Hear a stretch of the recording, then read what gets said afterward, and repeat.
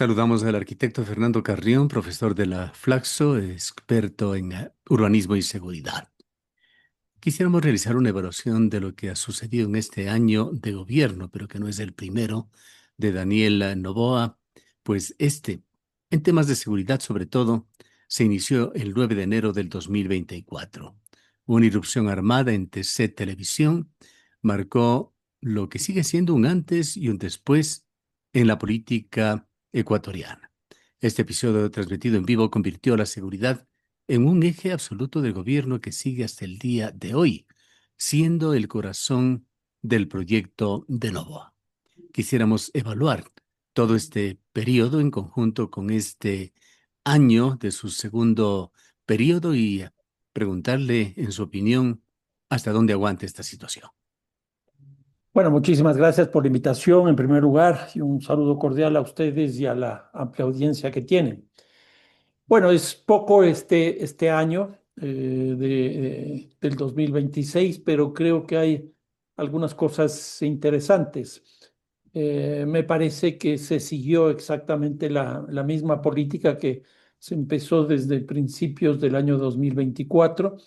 Esto es el uso del denominado bloque de seguridad, que no es otra cosa más que la suma de la policía y las Fuerzas Armadas para enfrentar el crimen. Pero a eso se le añadió dos cosas que me parece que son interesantes.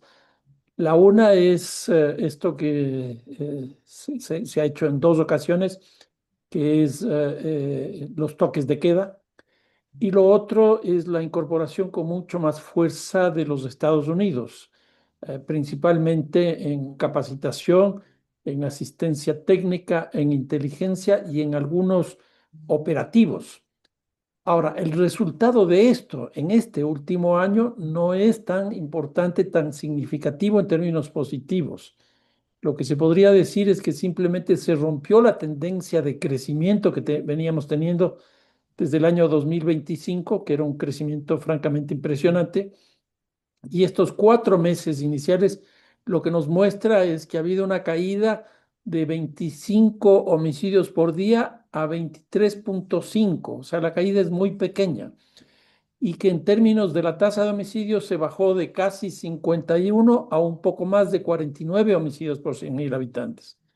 En otras palabras, lo que podríamos decir es que con estos cambios que se han hecho a la política, lo que se logró como resultado es una estabilidad de los hechos delictivos medidos básicamente por los homicidios.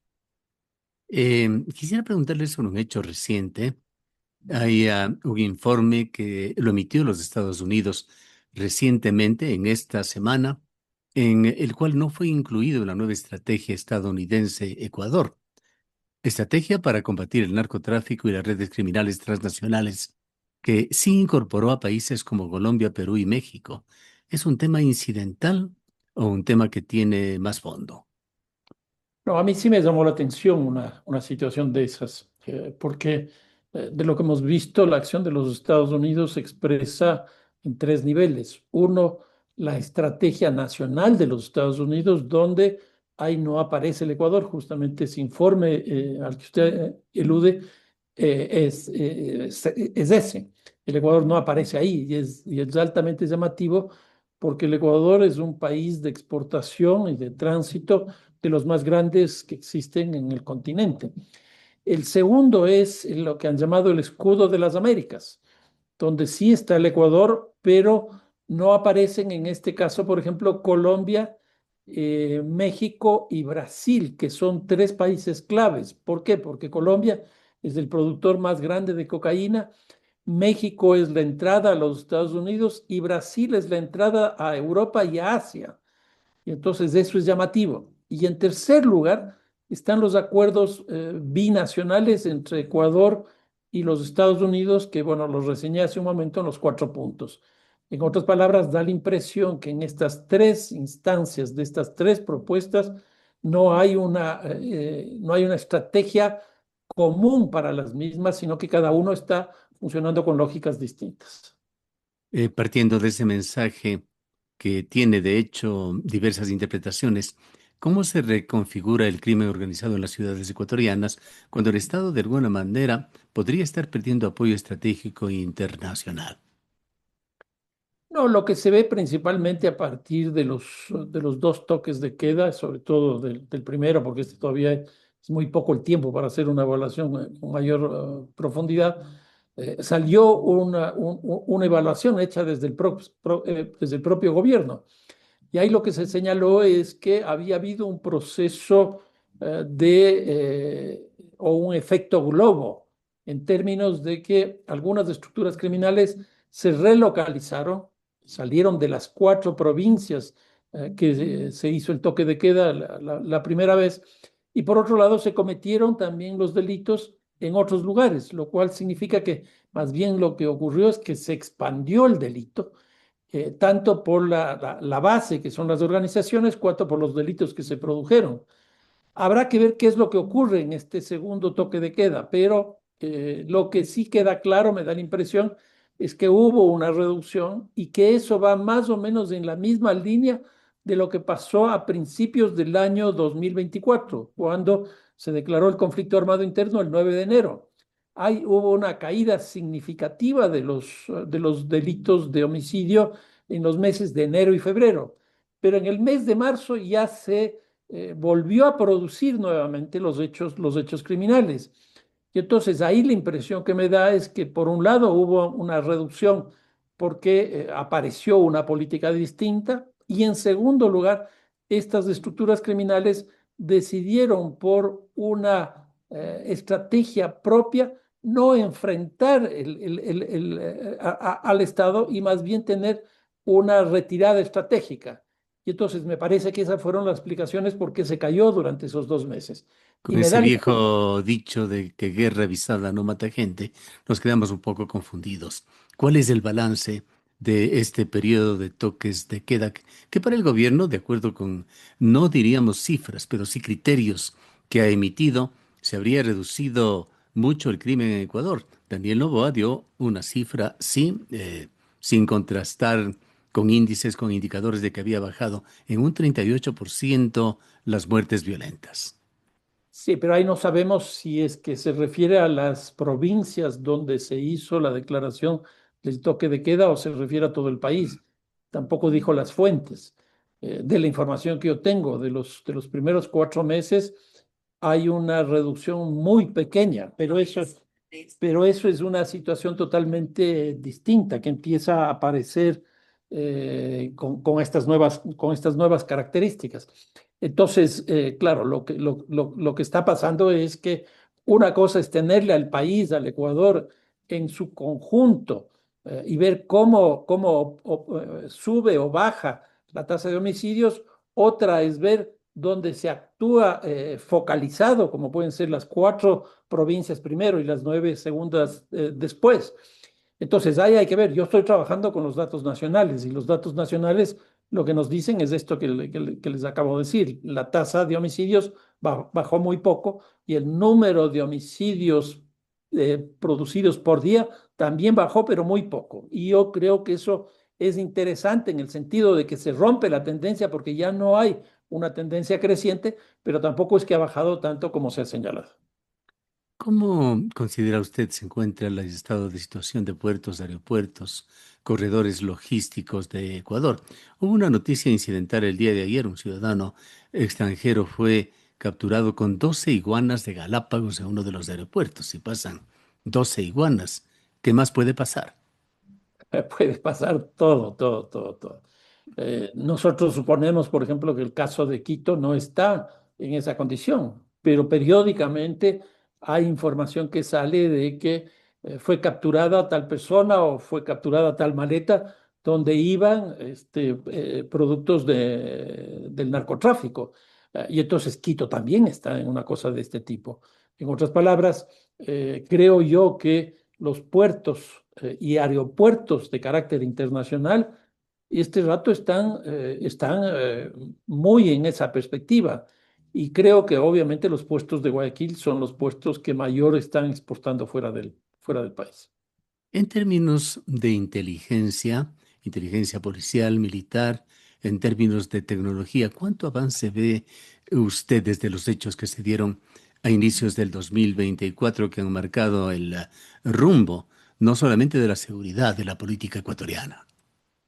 Yo creo que ese es uno de los déficits más grandes y no hace mucho tiempo se aprobó la necesidad de construir un sistema integrado de inteligencia. ¿Y por qué esto? Porque la policía tiene la suya, las Fuerzas Armadas lo mismo, las cárceles igual y así sucesivamente. Y entonces se aprobó eso en la Asamblea, que a mí me pareció una propuesta interesante. Pero después de la aprobación no he visto ningún cambio. Y a mí sí me llama poderosamente la atención, porque enfrentar al crimen organizado, enfrentar la red global del crimen sin tener inteligencia o tener una inteligencia que no es muy buena, pues los resultados están prácticamente a la vista. Con la situación actual de Ecuador, adentrándonos ya en temas internos, ¿qué desafíos enfrentan los gobiernos autónomos descentralizados, la mayoría, los más importantes sobre todo, en franca disputa política con el gobierno? No, hemos entrado ya en el proceso electoral que se va a llevar a cabo a fines del mes de noviembre, es decir, falta muy poco, por esta propuesta de adelantar que hizo el CNE y el gobierno en atención pues, a los problemas del fenómeno del niño, según afirmaron.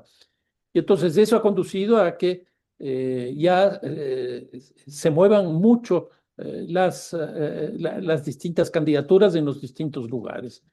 Ahora, aquí lo que estamos teniendo problemas es con algunas estructuras políticas. Por ejemplo, el caso de la Revolución Ciudadana, que fue retirado su registro durante 9 meses, es decir, no puede participar directamente. Entonces, esta es la organización política más fuerte que existe en el país.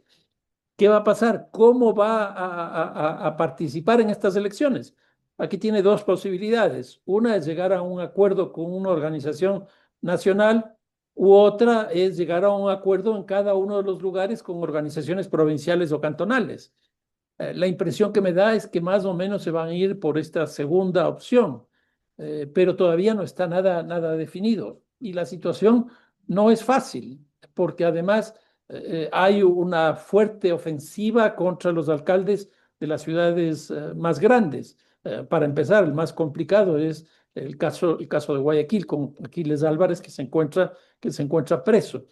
Y entonces, por ejemplo, ahí ya se escucha que él sería un candidato de la Revolución Ciudadana a través de la organización que ellos tengan. Pero aquí el problema no es si él puede o no puede ser. Efectivamente lo puede ser. Lo que ocurre es que él tiene que ir a registrarse y firmar su condición de candidato, cosa que eso hace que sea bastante más difícil. ¿Qué va a pasar en Cuenca? ¿Qué va a pasar en Quito? Pues la situación es difícil.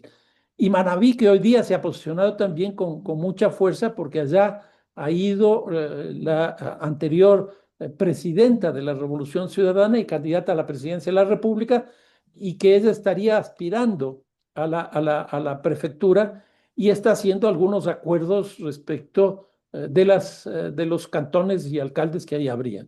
En otras palabras, recién estamos empezando ese proceso y vamos a ver en qué finalmente o cómo finalmente se dirige.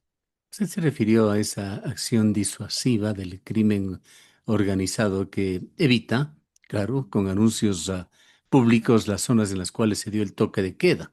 Pero yendo a un espectro un tanto más amplio, ¿cómo va mutando el crimen organizado en las ciudades ecuatorianas desde el 2024? ¿Qué patrones urbanos explican su expansión? ¿Qué da cuenta de que estas organizaciones son organizaciones vivas, dinámicas, que nos lleva de nuevo al tema de la inteligencia de parte del Estado de anticipar los hechos? Lo que se ve por experiencias en otros lugares, pongamos el caso de Colombia, por ejemplo, con el caso del cartel de Medellín y el cartel de Cali, con el Plan Colombia, esos dos carteles desaparecieron. Pero ¿qué es lo que ocurrió? Aparecieron lo que la propia DEA denominó como las bandas criminales, que era un conjunto de grupos, de estructuras criminales muy claros, que se articulaban en base a una división territorial del trabajo.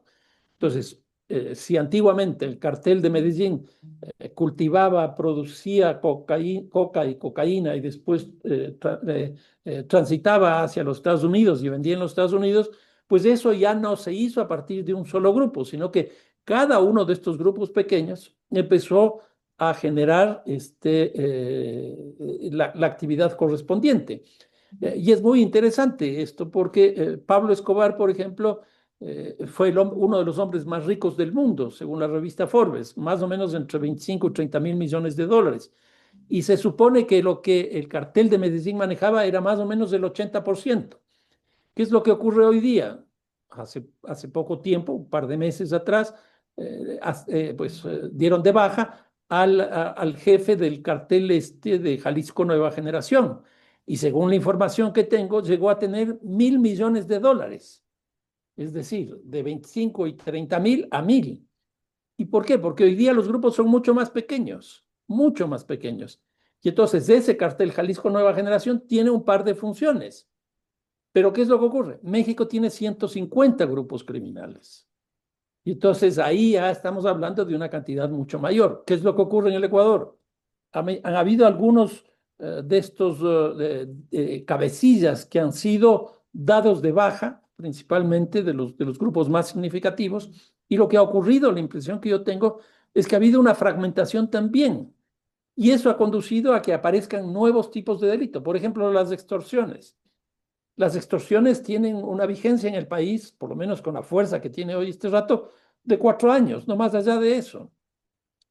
Y aquí, pues cuando se hizo esta declaración del conflicto armado interno a principios del 24, pues eran 22 los grupos. Yo estimo que hoy día en el Ecuador son más o menos 40. Y el territorio que hoy día logran tener un predominio es mucho mayor del que tenían antes. Hablando de esta acción y reacción de las bandas criminales, hablemos también en el ámbito de lo que es su experticia, el urbanismo, la gentrificación de las ciudades. Hemos visto recientemente asesinatos en Daule, en La Puntilla, hablando de la ciudad de Guayaquil. ¿En qué medida este modelo de expansión urbana ecuatoriana está contribuyendo o afectando a la inseguridad actual? No, yo creo que mucho. Más o menos lo que nosotros tenemos con este nombre, qué sé yo, en Guayaquil y en la costa del suburbio, o en el caso de Quito y en algunas ciudades de la sierra, de barrios periféricos, eso empezó básicamente en el periodo petrolero, en la década de los años 70, es decir, ya hace más de 50 años. ¿Y cómo se originaron estas localizaciones? Básicamente a través de dos formas ilegales. La una, lo que era la invasión, que hoy día prácticamente ya no existe, y la otra es la informalidad, es decir, el no reconocer las normas mínimas de urbanización y de construcción. Pero eso ha cambiado sustancialmente porque ya no es de esa forma de la ilegalidad que existe en estos barrios, es decir, la invasión y el no reconocimiento de las normas de urbanización y de construcción, sino que hoy día la ilegalidad que está ahí es a través de este conjunto de delitos que hoy día tenemos, como es el narcotráfico, como es la extorsión, como es el secuestro, etcétera, etcétera. Y entonces, si nosotros no tenemos una política conjunta entre el gobierno nacional y el gobierno local, para que el gobierno local, por ejemplo, logre reducir la informalidad que existe en cada uno de estos barrios y regularizar esa propiedad, pues vamos a seguir teniendo muchísimos problemas para que se sigan asentando estos hechos criminales. Y entonces ahí yo creo que si hay esta cooperación local nacional, pues se podría enfrentar de una mejor manera. Hablando sobre todo de la ruralidad ecuatoriana, ¿cómo inciden las pérdidas de áreas verdes, de bosques, la fragmentación, la ocupación informal, las concesiones mineras y petroleras en la vulnerabilidad frente al crimen en ese otro Ecuador que no son las ciudades grandes? Bueno, lo que está pasando hoy día en el Ecuador es que la migración del campo a la ciudad se ha reducido notablemente. Hemos logrado tener una población urbana de alrededor del 70%. Eso ha hecho que las ciudades ya no crezcan como crecían antes y por lo tanto sus periferias ya no sean tan expansivas como eran antes. Pero hoy día empezamos a tener más bien nuevas formas de producción que están conduciendo a problemas muy fuertes. Y aquí señalo tres. Uno es la minería legal e ilegal, que genera problemas muy, muy fuertes. Dos, sin duda, lo que significa el petróleo. Y tres, lo que significa la depredación de la naturaleza en bosques, en fauna, en flora, etcétera.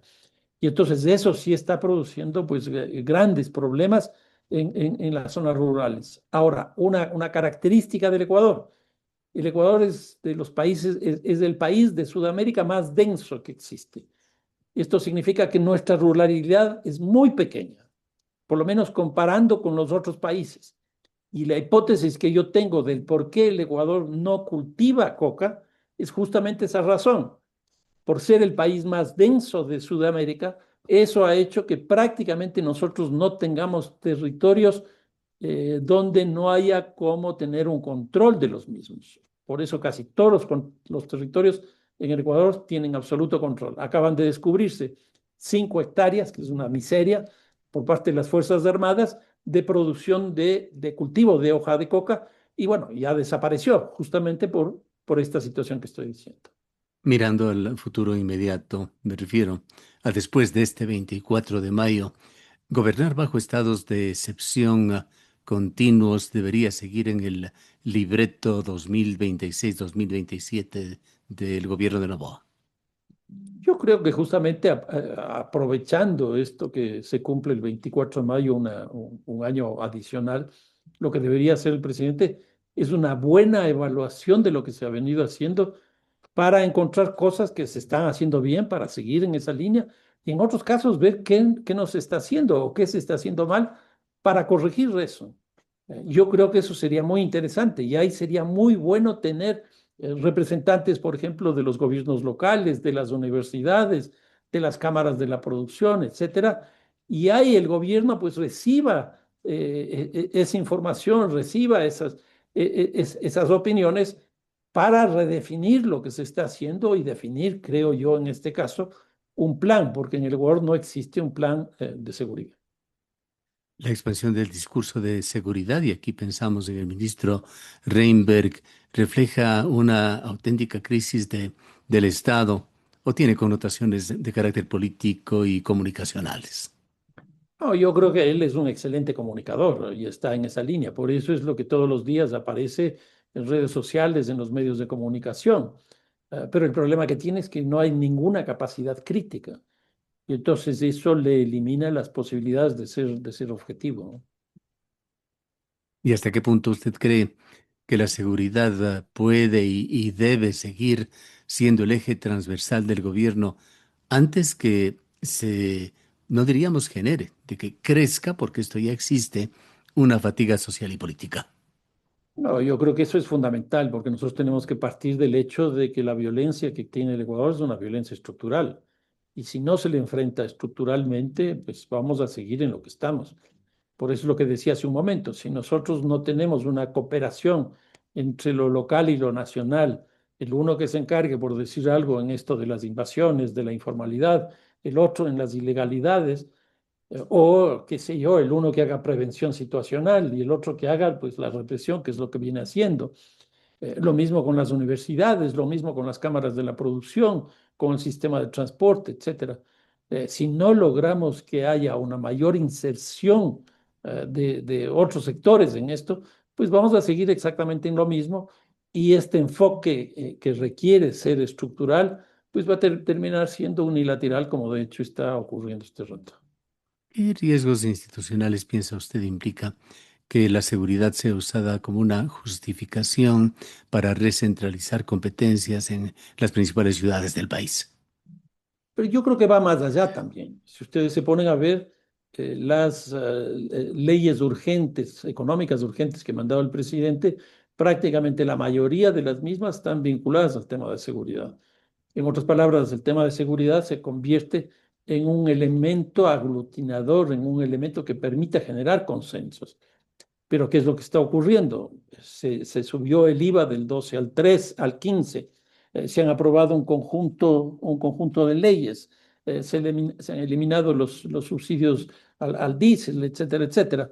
¿Y qué es lo que ocurre? Pues la seguridad sigue estando en un problema bastante complejo. Y en todos esos casos ha habido, unas veces más que otras, pues un relativo apoyo interesante. La Asamblea, por ejemplo, ha logrado aprobar prácticamente todas las iniciativas que ha presentado. ¿Cuáles considera usted son los factores estructurales que sigan explicando que la seguridad se haya convertido en ese eje de las principales decisiones públicas, incluyendo lo económico? No, yo creo que el tema económico, sin duda. ¿Y por qué esto? Porque por un lado, lo que nosotros tenemos son prácticas delictivas que generan mayores valores. Por ejemplo, el caso de la minería ilegal. Eso significa que hay más valor que se va añadiendo a la economía, porque es una producción que solo es ilegal la producción, pero eso genera recursos, genera valores, genera economía. El propio narcotráfico tiene en todas sus fases la ilegalidad, pero también va generando valor. ¿Por qué? Porque hay un cultivo, hay una producción, hay una circulación, hay una comercialización, y eso genera estos recursos. Entonces, por un lado tenemos ese tipo de cosas, pero por otro lado también tenemos una economía que se va contrayendo. Pongamos el caso, las extorsiones. Si yo cobro una cantidad de X de recursos a una tienda de la esquina, a una empresa, a una fábrica, etcétera, lo que va a pasar es que en algún momento determinado esos precios suban y por lo tanto la inflación crezca, lo cual genera un impacto negativo en la economía. Pero por otro lado también lo que puede ocurrir es que se cierre esa empresa, con lo cual se cae la economía. Y en otros casos también puede ser que dejen de venir recursos económicos del exterior, con lo cual también se cae la economía. En otras palabras, la economía delictiva tiene, por un lado, un incremento de recursos económicos dentro del PIB, llamémoslo así, pero por otro lado también tenemos elementos que contraen eso y que generan problemas. Para eso se necesita economistas y yo no he visto economistas que estén trabajando en una lógica de este tipo. Muchos expertos, incluido usted, han señalado eventualmente de que no se entiende esos mensajes del gobierno, un plan Fénix desconocido, un bloque de seguridad que no se sabe de qué mismo se trata. ¿Qué mensajes esperaría usted que entregue el presidente este 24 de mayo para demostrar que el país mantiene capacidad operativa, respaldo internacional y una hoja de ruta clara frente al crimen organizado? Pues yo no veo con mucha claridad. A mí la impresión que me da es que simplemente lo que va a ser un informe mostrándonos los éxitos que ha logrado en el tiempo que está. En otras palabras, no veo un llamado así explícito a la ciudadanía, un cambio de actitud frente a eso. Y entonces lo que va a aparecer es que se redujo el tanto por ciento, que se atacó a la economía criminal en este caso, en el otro caso, que tomamos presos a los cabecillas, etcétera. Pero no veo así una visión de conjunto que genere un llamado a la ciudadanía, que genere un llamado a otras instituciones para que se sumen a una propuesta de seguridad en el país. Este modelo basado en militarización prolongada, estados de excepción sucesivos y operaciones de alto impacto tienen un límite natural o hasta dónde aguantan. Pues nosotros tenemos, bueno, con Guillermo Lazo tuvimos 18 estados de excepción. Con Daniel Noboa hemos pasado los 20. Los resultados están ahí. Por eso es lo que decía hace un rato. Lo que se ha hecho es profundizar un poco más de esa cosa con con estas limitaciones de la salida de 11 a 5 de la mañana, los toques de queda, y con la presencia de los Estados Unidos. Pero, por ejemplo, la presencia de los Estados Unidos, yo todavía no percibo una cosa muy clara. Y esta nueva cosa del toque de queda, pues puede ser que sí haya habido una reducción no tan significativa, pero puede ocurrir exactamente igual a lo que ocurrió con la declaración de conflicto armado interno. Habrá que ver eso en un plazo de aquí a un par de meses, a ver qué es lo que ha ocurrido. Bien, queremos agradecerle mucho por su presencia. No, muchísimas gracias a ustedes. Declaraciones del arquitecto Fernando Carrión, profesor de la Flaxo, experto en urbanismo y seguridad.